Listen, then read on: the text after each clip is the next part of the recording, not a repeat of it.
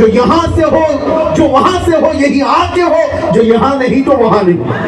حضور کو چھوڑ کر کے اگر کوئی کہتا ہے میں ایک طریقت کا راستہ بتاتا ہوں، وہ دنیا کا بڑا دجال ہے، جھوٹا آدمی ہے۔ نبی پاک صلی اللہ علیہ وسلم کی سنت کو چھوڑ کر، حضور کی طریقے کو چھوڑ کر کوئی ولی ہو ہی نہیں سکتا۔ آپ مانتے ہیں کسی کو؟ اللہ کا ولی نہیں ہو سکتا۔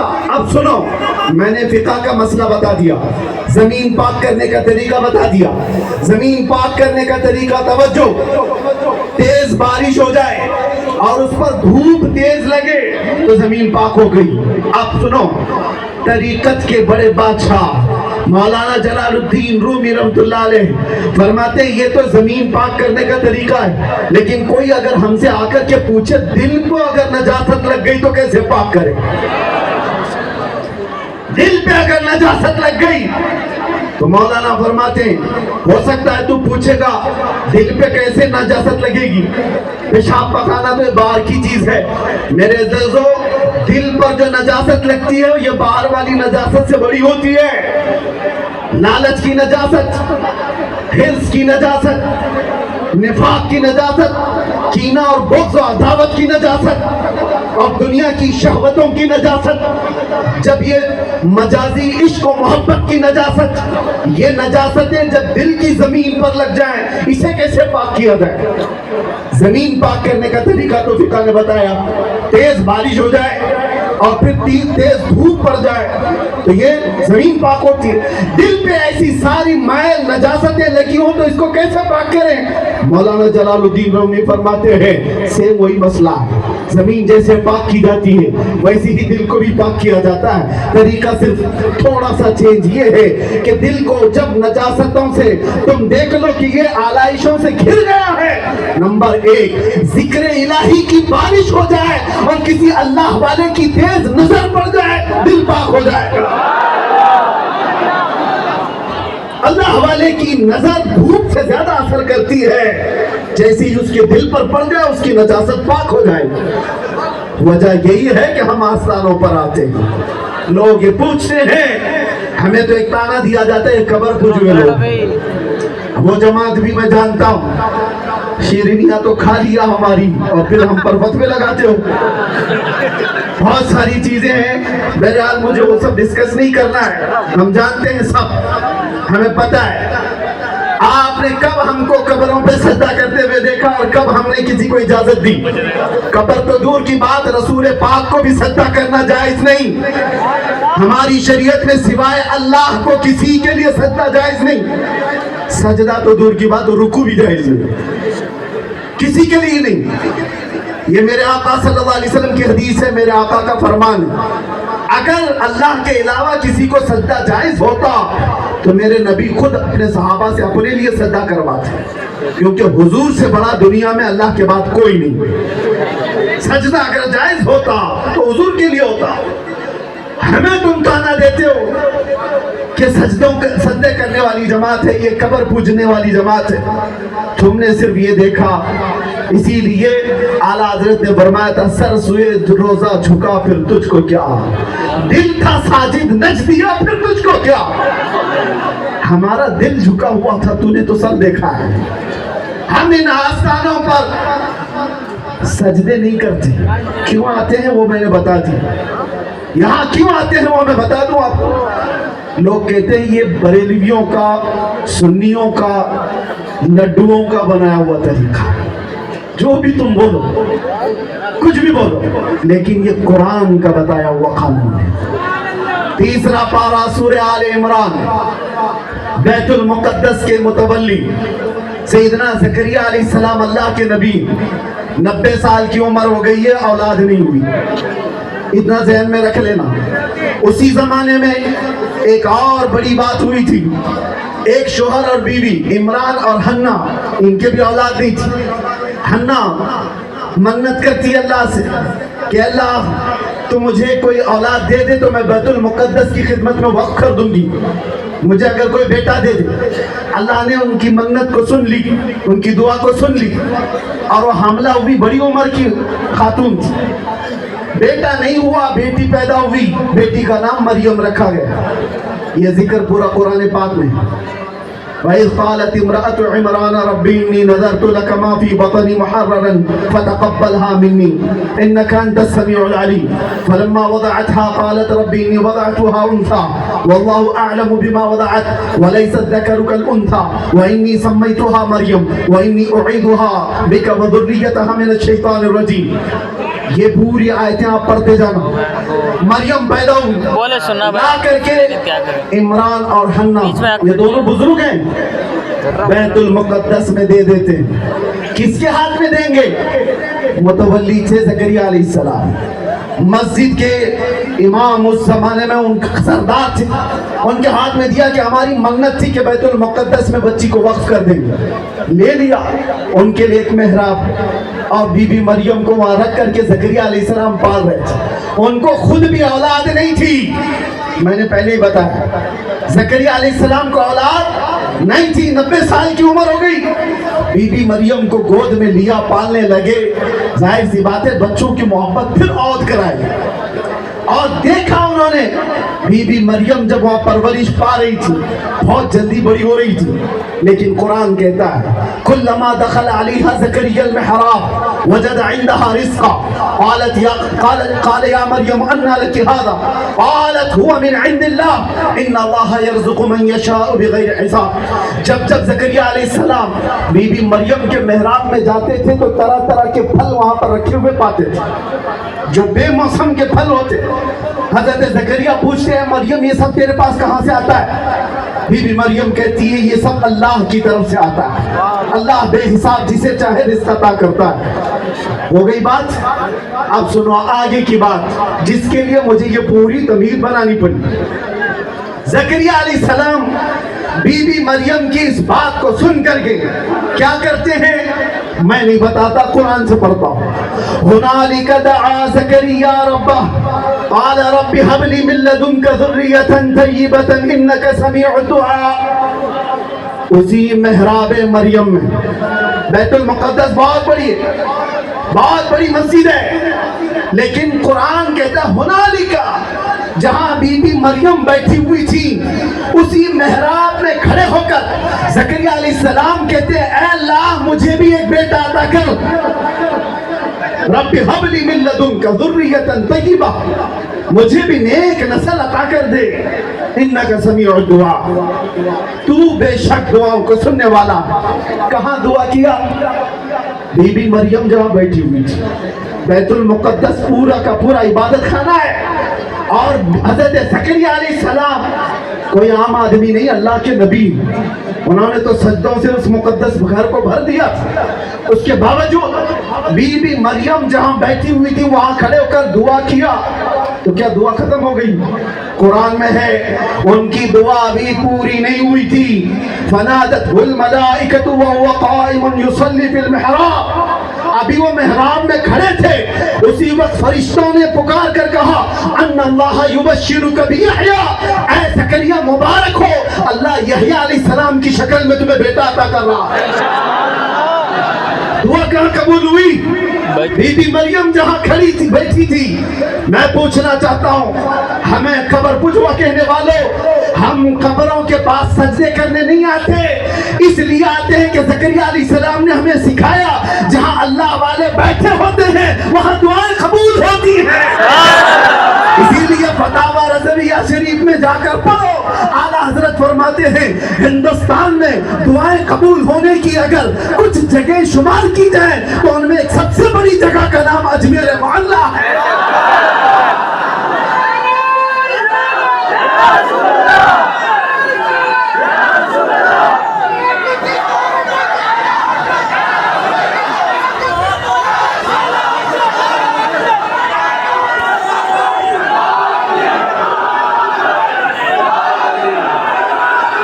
میں بڑی معذرت کے ساتھ کہتا ہوں مجھے پتہ ہے بہت سارے لوگ منہم بھی ہوں گے, ادھر سے بھی آئے ہوں گے ادھر سے بھی آئے ہوں گے, لیکن میں کہتا ہوں سنو عقیدہ پاک کر کے جاؤ. اگر کوئی تمہیں صحیح بات بتا رہا ہے تو اس کو دل سے لگا کر کے جاؤ. ہو سکتا ہے ہواؤں میں بہک گئے ہوں گے, کسی کی چلت پھرت کو دیکھ کر کے تم یہ مت سمجھ لینا بڑا دیندار ہے. ہم نے اپنے بزرگوں سے سنا تھا کہ بعض لوگ یہ سمجھتے ہیں کہ ہمارے ایک بزرگ عالم دین تھے، وہ کہتے تھے بگولا دیکھا ہے نا آپ نے، اندھا بگولا کیا کہتے ہیں آپ کے، کالا ہوتا ہے اندھا بگولا، پورا کالا ہوتا ہے؟ نہیں میاں، وائٹ ہوتا ہے، بہت سفید ہوتا ہے، بہت اجلا ہوتا ہے، ایک بھی دھبا نہیں ہوتا۔ ایک بار بگولا تالاب میں آیا ہے، سر جھکائے بیٹھا ہوا ہے، تسبیح پڑھ رہا ہے، اور ظاہر سی بات ہے آپ بھی اس کو دیکھیں گے تو سمجھیں گے بڑا اللہ والا ہے، کبھی کچھ کرتا ہی نہیں، سر جھکائے بیٹھا ہوا تھا۔ چھوٹی چھوٹی جو مچھلیاں تھی وہ ادھر ادھر سے گزر رہی تھی، دیکھا کیا اللہ والے ہیں، شور مچ گیا، آؤ دیدار کرنے کے لیے جائیں۔ پوری کی پوری مچھلیوں میں شور مچ گیا، یہ وہ چھوٹی چھوٹی تھی یہاں جو کھڑے ان کی طرح، جنہوں نے دھوپ و چھاؤں دیکھے نہیں ہیں زندگیوں کے، وہ صرف چہروں پہ چلے گئے، کپڑوں پہ چلے گئے، وہ مچھلیاں تھی، سب میں شور مچ گیا۔ اور انہی مچھلیوں میں ایک دادی اماں بھی تھی، بڑی مچھلی تھی، اس کو خبر ملی کہاں جا رہی ہے، سب گول کے گول بنا کے، ساری مچھلیوں نے کہا اماں اللہ والے آئے، تسبیح پڑھ رہے، صبح سے بیٹھے ہوئے، منہ اٹھا کر کے دیکھا، دادی اماں نے کہا اللہ والا نہیں، وہ شیطان ہے، تم قریب جاؤ گے اچھک لے جائے گا تمہیں۔ ساری اس کے مخالف ہو گئی، کہا یہ پرانے خیالات کی بوڑھی ہے، اس کو کیا معلوم، یہ ہمیشہ ہم کو اچھے کام کرنے سے روکتی۔ یہی ہوتا ہے نا، جب علماء بولتے ہیں تو یہ سب وہی کہتے ہیں یہ علماء کا کام ہی ہے، یا اگر ان کو برائیوں سے روکتے ہیں تو یہ کہتے ہیں یہ مولانا لوگوں کا کام ہے۔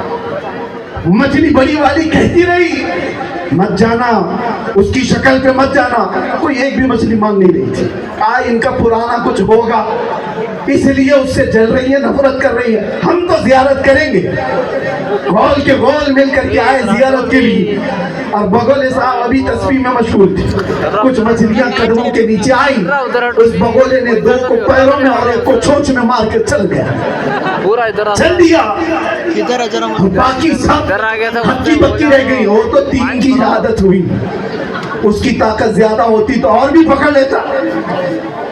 میرے عزیزوں، آپ کو یہ مثال اس لیے بتا رہا ہوں، صرف سفیدی دیکھ کر کسی کی ایسے فریفتہ مت ہو جانا، دین دیکھنا ہو جبوں کبوں سے یا ان کی نمازوں سے نہیں، دین دیکھنا ہو تو ان کے عشق رسول سے دیکھو، حضور کی محبت کتنی ہے اس کے اندر، یہ دیکھو، وہی بندہ تمہیں گمراہیوں سے نکال سکتا ہے، اور پیسوں کا پجاری تمہیں کیا دین سکھا سکتا ہے، وہ بندہ تمہیں کیا دین سکھا سکتا ہے جو اپنا فرشتہ بناتا ہو اور جو بات کرے رسول اللہ کی، وہ تمہارے لیے بہتر راستہ ہے۔ اسی لیے علماء کی بھی یہ سب کی ذمہ داری ہے۔ ہمارا لقب کیا ہے؟ قوم ہمیں کیا کہتی ہے؟ نائب رسول کہتی ہے، اور نائب رسول اگر ہے جس کی نیابت کر رہا ہے اس کی نیابت کا حق بھی ادا کرے، ورنہ اس کو نیابت کا حق ادا کرنے کا یا کہلانے کا حق نہیں ہے۔ میرے عزیزوں، اے سنی نوجوانوں، جو باتیں آپ تک ان اولیاء کاملین سے پہنچی وہ سچا دین ہے، بار بار میں کہہ رہا ہوں وہ سچا دین ہے، اس لیے کہ قرآن میں اللہ نے فرمایا یا ایھا الذین آمنوا اتقوا اللہ وکونوا مع الصادقین، اے ایمان والو اللہ سے ڈرو اور سچوں کے ساتھ ہو جاؤ۔ سچے کون ہیں؟ سچے کون ہیں؟ یہ جو آج 5 سال کے لیے بیٹھے ہوئے وہ سچے ہیں؟ سچا وہ ہے جو 800 سال سے اجمیر پہ حکومت کر رہا ہے، کبھی کرسی ہلی نہیں ڈلی نہیں، صرف اجمیر پہ نہیں، لاکھوں دلوں پر روحوں پر حکومت کر رہا ہے۔ اس کی وجہ کیا ہے؟ وہ الیکشن سے نہیں آیا، وہ اللہ کے سلیکشن سے آیا۔ اور ایک بات بتا دوں، جو بندہ ان اولیاء کے راستے پر گزرا اس کے لیے اللہ تبارک و تعالی ہمیشہ کی زندگی کر دیتا ہے، اس کا نام باقی رہ جاتا ہے، وہ مرتا نہیں ہے۔ جسم سے روح تو نکل گئی لیکن اس کائنات سے نام نہیں نکل پاتا جو ان کے راستے پر چلا۔ اللہ تبارک و تعالیٰ اس کو زندہ رکھتا ہے. 100 سال ہو گئے مجمع میں, آج بھی اگر میں ابھی کہوں عشق محبت عشق محبت, یہ کیسے آ رہی ہے بات؟ اس میں سے کون سی آنکھیں ہیں جو اعلیٰ حضرت کو دیکھی ہوئی؟ نہیں, یہ اللہ کا نظام ہے جو نبی کے لیے جیتا ہے. اللہ اس کا نام قیامت تک زندہ رکھتا ہے, قیامت تک زندہ رکھتا ہے. میں ابھی آپ کو آدھا شعر پڑھتا ہوں, آدھا شعر. وہ جو نہ تھے تو کچھ نہ تھا, وہ جو نہ ہو تو کچھ نہ ہو, وہ جو نہ ہو تو کچھ نہ ہو. آگے کا آپ کو خود ہی پتا ہے. جان ہے وہ جہان کی جان ہے. خیر, پورا شعر مت بولو, ٹکڑا بھی اگر یاد ہے. میں اتنا ہی کہہ رہا ہوں, مولا یا صلی وسلم دائما ابدا علی حبیبک خیر الخلق. ہزاروں کو یہ بات یاد ہے, پتہ ہے یہ آج کل کے لکھے ہوئے شاعر کا لکھا ہوا نہیں ہے. آج سے 700 سال پہلے کے عالم دین شرف الدین بوسیری کا لکھا ہوا ہے. 170 اشعار میں میرے نبی کی تعریف کی تھی, اور اللہ نے آج تک اس کو زندہ رکھا ہے. اعلیٰ حضرت کو آج ہم ان کے اشعار سے زندہ مانتے ہیں. یاد رکھیں, جو نبی پاک صلی اللہ تعالیٰ علیہ وسلم کی محبت میں جیتا رہا, اللہ اس کا کلام بھی زندہ رکھتا ہے, نام بھی زندہ رکھتا ہے. سبحان اللہ. یہ دیکھیں, یہ سال نہیں گزرتا کہ ہزاروں کی بھیڑ ان آستانوں پر آ جاتی ہے. فتوے کتنے آئے پتہ نہیں, کتنے چلے چٹی والے آئے اور روکتے رہے, لیکن ان آستانوں کا ہجوم کبھی رکا نہیں, کبھی ختم نہیں ہوا, قیامت تک بھی نہیں ختم ہوگا. اسی لیے کہ یہ ان آستانوں پر جو ہمارا آنا جانا لگا ہے, لوگ یہ سمجھتے ہیں کہ یہ لوگ یہاں پر نان کٹائی لینے آتے ہیں, مٹھائی لینے آتے ہیں. قسم خدا کی, یہاں سے اگر شکر کا ایک دانہ بھی نہ ملے تو ہجوم ویسے کا ویسا ہی رہے گا. کیوں؟ اس لیے کہ اللہ تبارک و تعالیٰ کا نظام ہے. اللہ بندوں کے دلوں کو پھیرتا ہے وہ جس طرف چاہتا, پھیر دیتا ہے. ان آستانوں کی طرف رب تعالیٰ پھیرتا ہے. باقی ان کتوں کا کیا جو موسموں میں آئے اور چلے گئے؟ کہاں ہے؟ تم نے اپنے زمانے میں بہت سارے دیکھے ہوں گے, آپ گھبرانا نہیں. لوگ پھر کہتے ہیں مولانا اتنے دن کاٹنے کے بعد پھر کتا بول رہے ہیں. میں ان سے پوچھتا ہوں, چلو کوئی دوسرا لفظ مجھے دے دو, کتا چھوڑ دوں گا, ڈاگ بھی چھوڑ دوں گا. کتے کو کتا ہی کہا جائے گا, یہی کہا جائے گا. کچھ خصلتیں اس کی کسی کے اندر اچھی آ جائیں تو اس کے لیے الگ بات ہے. یاد رکھو, یہ کتا میں نے کہہ کر کے ایک بات چھیڑ دی, آپ کو ہنسی آ رہی ہے, ظاہر سی بات ہے. کچھ لوگوں کو آگ لگتی ہے, اس پر ہی پتہ نہیں کتنا واویلا ہو گیا, ہم کو کتا کہہ دیا. قسم خدا کی آج پہلی مرتبہ آپ کے سامنے اعلان کہہ رہا ہوں, جن کو مرچی لگی, جنہوں نے جل بھن کر کے مجھے 8 مہینے جھلایا ہے صرف اس کتے لفظ کی وجہ سے, آؤ میں تم سے کہتا ہوں, ایک بار نہیں 1000 بار مجھے کتا کہو, لیکن دربار رسالت کا, بارگاہ مصطفیٰ کا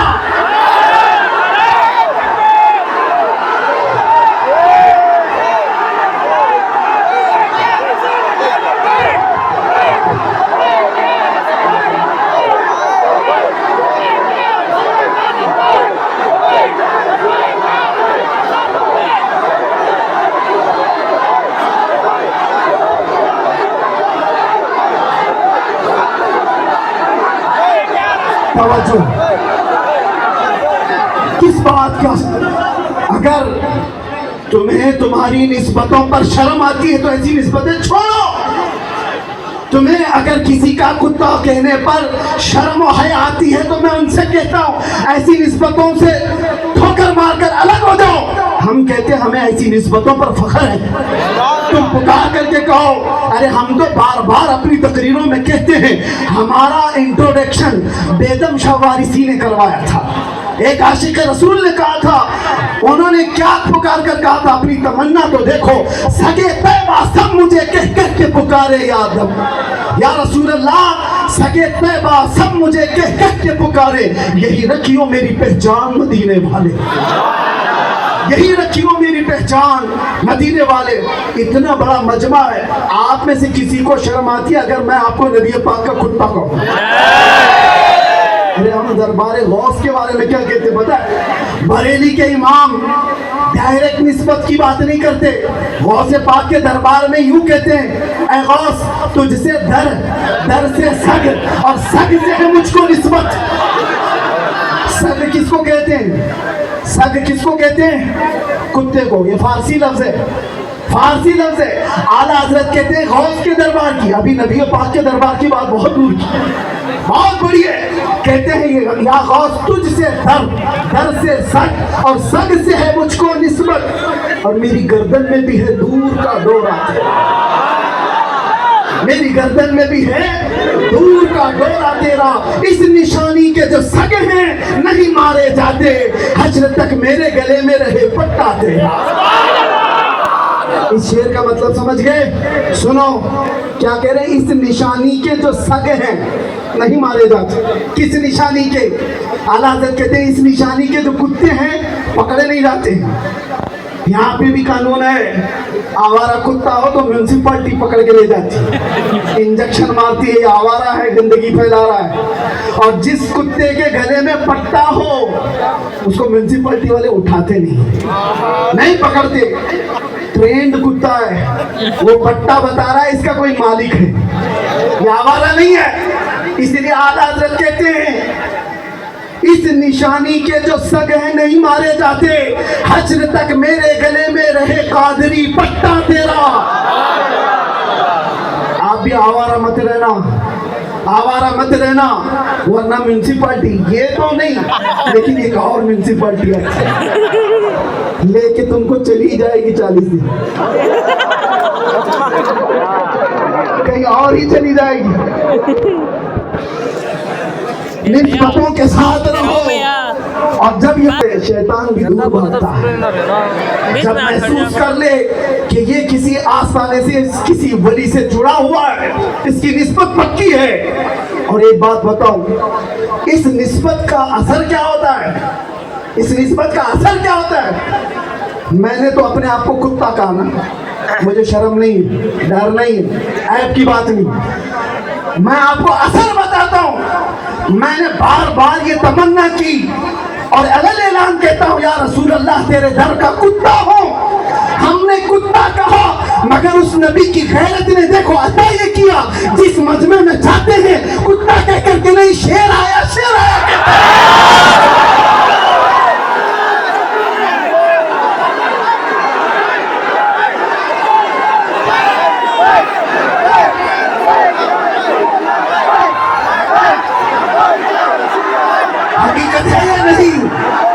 حقیقت ہے یا نہیں؟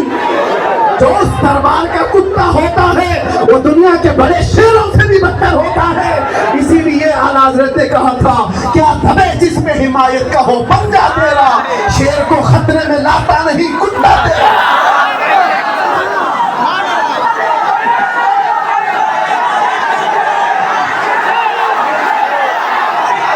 نہیں آیا، میں اس چیز کو پسند نہیں کرتا کہ مجھے شیر کہہ کر کے پکارو، نہیں، یہ تو میں نے مثال میں کہا ہے۔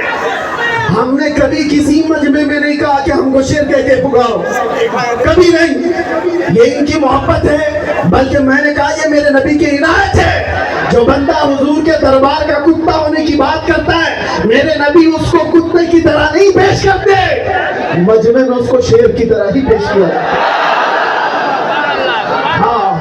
اس لیے کہ مولا علی شیر خدا نے بارگاہ مصطفیٰ صلی اللہ علیہ وسلم نے اپنے آپ کو کیسے پیش کیا تھا پتہ ہے؟ حضور پاک صلی اللہ علیہ وسلم نے ان کو دیکھا تھا، ابو تراب کہا تھا، مٹی جسم پر لگی ہوئی تھی اور فخر کرتے تھے زندگی بھر کہ رسول اللہ نے مجھے مٹی والا کہہ کر پکارا، مجھے میرے نام سے زیادہ عزیز ہے ابو تراب کہلانا۔ انہوں نے حضور کے دربار میں اپنی اس نسبت پر اتنا فخر کیا، لیکن آج مولا علی کو ابو تراب کہہ کر کے لوگ نہیں پکارتے، اسد اللہ غالب کہہ کر پکارتے ہیں، غالب آنے والا اللہ کا شیر کہہ کر پکارتے ہیں۔